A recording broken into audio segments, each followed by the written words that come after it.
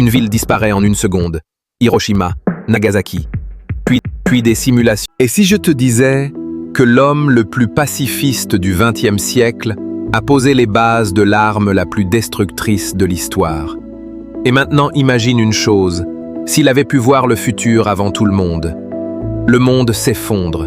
Dans les tranchées, des millions meurent. Dans les capitales, on prépare des armes toujours plus meurtrières. Mais loin du bruit, un homme écrit. Albert Einstein, un simple physicien, sans armée, sans pouvoir politique. Il ne cherche pas à détruire le monde, il cherche à le comprendre. Et ce qu'il est en train d'écrire va changer la réalité elle-même. En 1916, Einstein publie la théorie de la relativité générale. Une théorie si puissante qu'elle redéfinit le temps, l'espace et la matière. Peu de gens le savent, mais à cet instant précis, l'équation qui mènera à la bombe nucléaire existe déjà. E égale mc au carré. Une équation élégante, silencieuse, mais infiniment puissante. Einstein est profondément pacifiste, mais il comprend une chose essentielle. Une équation ne choisit pas ce que l'on en fait. Et maintenant, le réel et l'imaginaire se frôlent. Einstein est toujours dans son bureau, toujours en 1916, toujours au milieu de ses papiers.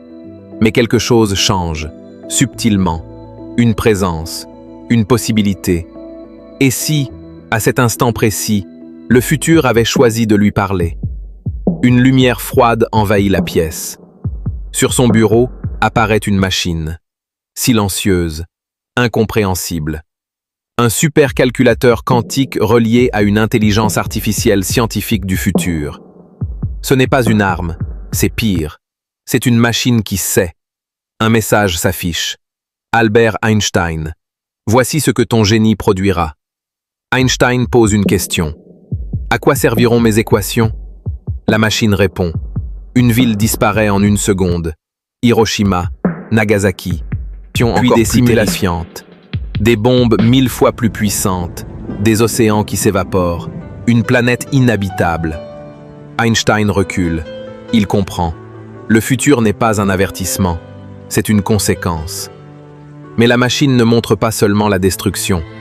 Elle montre aussi une énergie propre illimitée, la fin de certaines maladies, l'exploration des étoiles, une humanité transformée.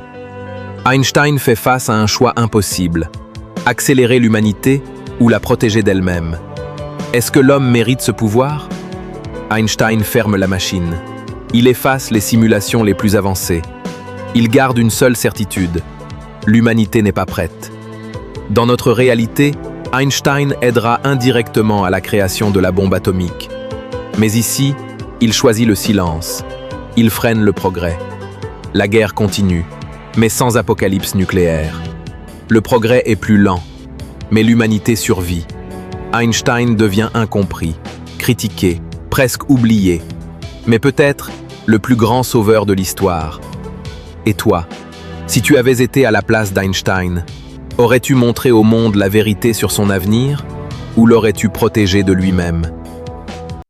Écris ton choix dans les commentaires. Chaque décision aurait pu changer le monde.